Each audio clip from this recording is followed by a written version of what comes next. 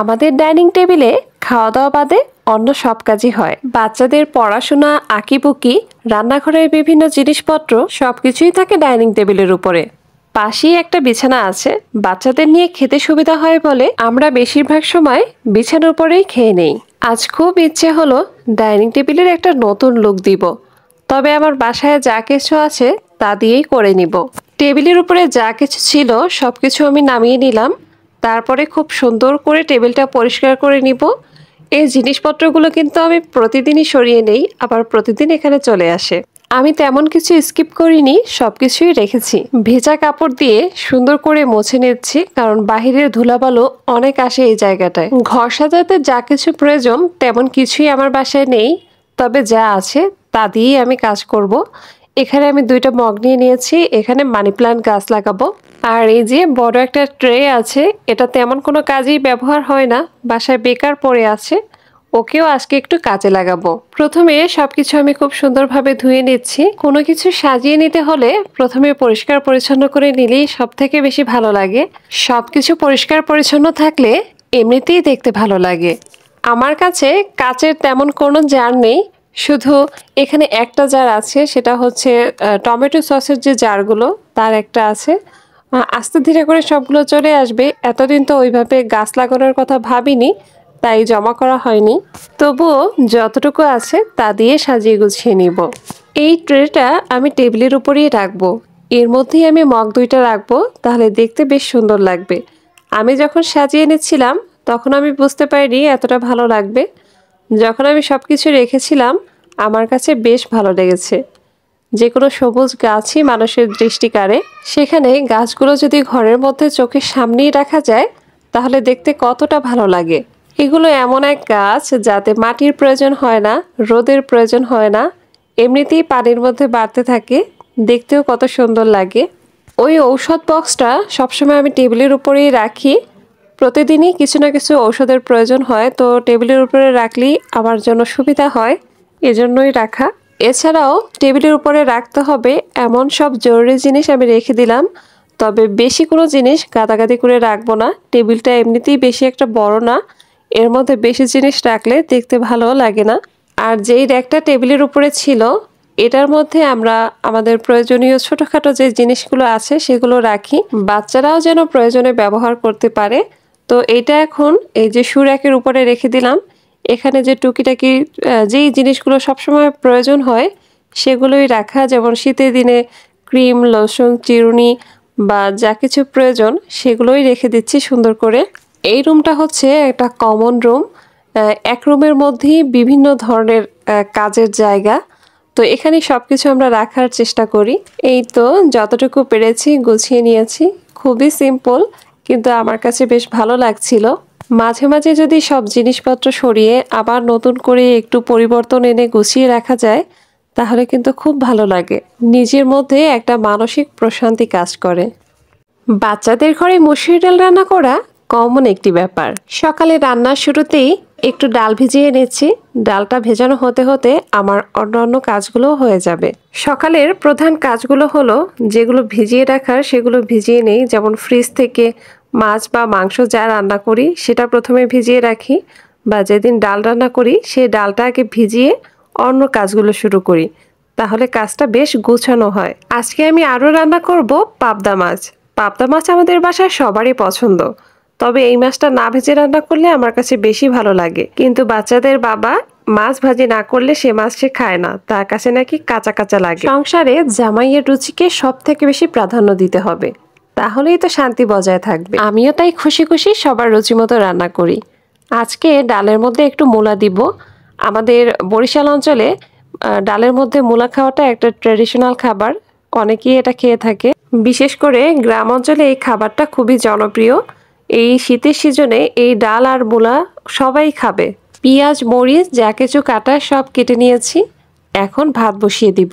সব রান্নার প্রথমে ভাত বসিয়ে দিলে এর মধ্যে বাকি কাজগুলো করে নেওয়া যায়। ভাত হতে প্রায় আধা ঘন্টা সময় লাগে, এই সময়ে তরকারি রান্না করাও হয়ে যায়। ভাত রান্না বসানোর আগে আমি আয়েশ করে সব কাজগুলো করি।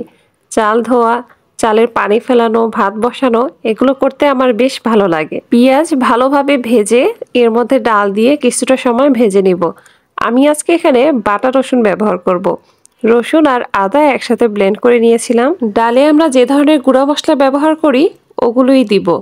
মূলা দেওয়ার কারণে কোনো মশলার পার্থক্য করতে হবে না। ডাল দিয়ে কোনো সবজি রান্না করলে আমার কাছে মসুরি ডাল দিয়ে রান্না করলেই সব থেকে বেশি ভালো লাগে। অন্যান্য ডাল ব্যবহার করলে ঝামেলাটাও যেমন বাড়ে, স্বাদটাও মনে হয় কম হয়। তবে মসুরি ডাল দিয়ে রান্না করলে স্বাদটা অনেক অনেক বেশি হয়। আপনারা ট্রাই করে দেখতে পারেন। ভাজা জিরা শেষ হয়ে গিয়েছিল, রান্নার মাঝেই আমি জিরাগুলো টেলে নিচ্ছি। একটু ঠান্ডা হলে ব্লেন্ড করে নিব। এদিকে মাছগুলো ধুয়ে নিয়েছি। এখন লবণ দিয়ে ভালোভাবে মেখে কিছু সময় রাখবো, তারপর ভালোভাবে ধুয়ে নিলেই হয়ে যাবে। মাছ ধোয়ার সময় আমি সবসময় এরকম পাতিল ব্যবহার করি, তাহলে ধোয়াটা অনেক বেশি সহজ হয়ে যায়। এবার একটু লবণ, হলুদের গুঁড়ো, মরিচের গুঁড়ো দিয়ে সুন্দর করে মিক্স করে নিব। এই মাছগুলো তেলে দিলে একটু ফুটে আসে। শুধু এই মাছ নয়, যেই মাছের পিঠে আঁশ নেই সেই মাছগুলোর চামড়া তেলের মধ্যে ফেটে আসে। এটা একটা কমন সমস্যা। মাছটা সুন্দর করে ভেজে নিব, আর হাতের কাছে যে কাজগুলো থাকবে এই ফাঁকে করে নিব। একটা কাজ হতে হতে অনেকগুলো কাজ কিন্তু করে নেওয়া যায়। রান্না বসেই রান্নাঘরের ধোয়া মোছার কাজ অর্ধেকটা করে ফেলা যায়।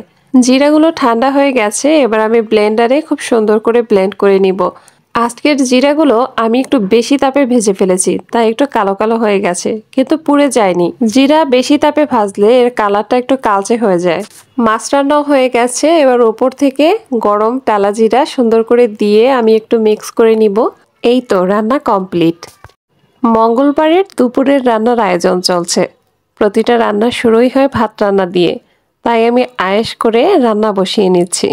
চালগুলো খুব সুন্দর করে ধুয়ে নিব, আর পাশে মসুরি ডাল ভিজিয়ে রেখেছি, আর হচ্ছে মাছ ভিজিয়ে রেখেছি।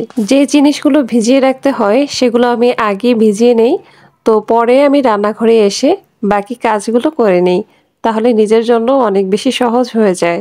ছোট্ট একটা রান্নাঘরকে কেন্দ্র করেই আমাদের দিনটা কেমন করে যেন পার হয়ে যায়। দিনের বড় একটা অংশই আমাদের রান্নাঘরে কাটে। তবুও এই জায়গাটা কখনোই বিরক্তির কারণ নয়। এই জায়গাটা হচ্ছে শান্তির, সবার একটা প্রশান্তির জায়গা। রান্না বান্না করতে আমার বেশ ভালো লাগে। আমি কখনোই একঘেয়েমি বোধ করি না। আমার রান্নাঘরটা কিন্তু বেশ ছোট, ভিডিওতে হয়তো ভালো একটা বোঝা যায় না, তবে এই ছোট্ট রান্নাঘরের মধ্যেই ঘুরে ফিরে আমার প্রতিটা দিনই কাটে। আজকে মাছের সাথে একটু আলু দিব। যেই মাছগুলো একটু ছোট সাইজের হয় সেই মাছের সাথে একটু আলু দিই, যাতে বাচ্চারা খুব সুন্দরভাবে খেতে পারে। আজকে 2 ধরনের মাছ একসাথে রান্না করব। আলুগুলো কেটে পানির মধ্যে কিছুটা সময় ভিজিয়ে রাখলে আলুর কালো কষটা বের হয়ে যায়। আলু রান্না করলে খেতে অনেক বেশি সুস্বাদু হয়। মাছগুলো বরফ ছেড়ে দিয়েছে, আমি খুব সুন্দরভাবে ধুয়ে নিয়েছি। এরপরে লবণ দিয়ে মেখে রেখে দিব। কে কে আমার মতো এরকম আইসক্রিমের বাটাগুলো বিভিন্ন কাজে ব্যবহার করেন? আমি তো একটা বাটাও ফেলে দেই না, অনেক কাজে ব্যবহার করা যায়, অনেক বেশি উপকারী। অন্য কাজগুলো করার সাথে সাথে ভাত রান্না হয়ে গেছে। প্রথমে ভেবেছিলাম মারটা বেশি আছে, ঢাকনাটা একটু ফাঁকা করে রাখতে হবে। পরে দেখলাম না, মারটা এমনিতেই শুকিয়ে যাবে, তাই আবার ঢেকে রাখলাম। সবকিছু সাজিয়ে গুছিয়ে নিয়েছি, এবার রান্না করব। রান্না করার আগেই যদি সবকিছু গুছিয়ে হাতের কাছে রাখা যায়, তাহলে রান্নাবান্না কখনোই কষ্টের কারণ হবে না, সবসময় একটা আনন্দের জায়গায় পরিণত হবে। সবসময় গুছিয়ে কাজ করতে হবে। ভেজে মাছ রান্না করা যতটা সহজ, না ভেজে রান্না করাটা ততটাই কঠিন। আনাড়ি হাতে আমরা যখন প্রথম প্রথম মাছ রান্না করি, তখন ভেজে রান্না করলেই আমাদের জন্য সহজ হয়, তবে না ভেজে পারফেক্টভাবে রান্না করাটা আসলেই কঠিন। আমি এখনও ঠিকভাবে পারি না, তবে যতটুকু পারি আপনাদের সাথে একটু শেয়ার করছি। আমি আজ 2 ধরনের মাছ নিয়েছি। একটা হচ্ছে চড়া পাইলা, আর একটা হচ্ছে হাইসা মাছ। এই মাছগুলো আমাদের আঞ্চলিক ভাষায় এগুলো ডাকে, সবাই কি বলে তা জানি না। প্রথমে কিছুটা পেঁয়াজ বাদামি করে ভেজে নিতে হবে। পেঁয়াজের একটা সুন্দর কালার আসতে তরকারির কালারটাও সুন্দর হবে। এরপরে দিয়ে দিব পেঁয়াজ বাটা, রসুন বাটা আর আদা বাটা। এখানে আমি রসুন বাটা আর আদা বাটা একসাথে মিক্স করা ছিল, তো সেগুলোই দিয়ে দিলাম। পানি ছাড়াই যদি বাটা মশলাগুলো একটু সময় কষিয়ে নেওয়া যায়, তাহলে কিন্তু খুব ভালো হয়। তবে মশলার মধ্যে যদি পানি থাকে তাহলে তেলগুলো কিন্তু ছিটে ছিটে আসে, এজন্য আমি একটু পানি দিয়ে নিলাম যাতে তেলটা ছিটে না আসে। এবার সবগুলো গুঁড়ো মশলা দিয়ে দিব। প্রথমে দিলাম লবণ, তারপরে হলুদের গুঁড়ো, মরিচের গুঁড়ো, ধনিয়া গুঁড়ো, জিরা গুঁড়ো, সবকিছুই আমি পরিমাণ মতো দিয়ে দিলাম। যে মাছগুলো ভেজে রান্না করা হয় না সেই মাছের মশলা কষানোর জন্য বেশি গুরুত্ব দিতে হয়, কারণ মাছ দেওয়ার পরে অত ভালোভাবে মশলা কষানোর কোনো সুযোগ থাকে না। তাই 3 থেকে 4 বার মশলাটা ভালো করে কষিয়ে নিতে হবে, তাহলেই মাছের স্বাদ খুব ভালো আসবে। আমার মশলা কষানো হয়ে গেছে, এখন আমি মাছগুলো দিয়ে দিব। মাছগুলো প্রথমবার দেওয়ার পরে খুব ভালোভাবে মিক্স করে নিতে হবে, তারপরে কিন্তু মাছটা নরম হয়ে আসবে, তখন আর বেশি নাড়াচাড়া করা যাবে না। মাছগুলো আস্ত রাখতে হলে একটু খেয়াল করেই রান্নাটা করতে হয়।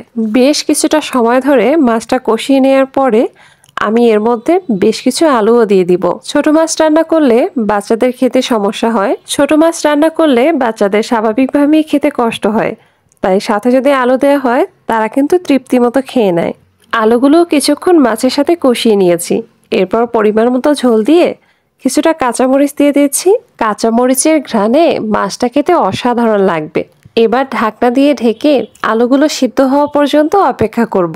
পরিমাণ মতো ঝোল রাখতে হবে, আর লাস্টে একটু জিরা গুঁড়ো দিয়ে দিতে হবে, তাহলেই হয়ে গেল। পাশের চুলায় ডাল রান্নাও হয়ে যাচ্ছে। ডাল রান্না হয়েছে বলে মাছের ঝোলের পরিমাণ আমি অনেক কম রেখেছি,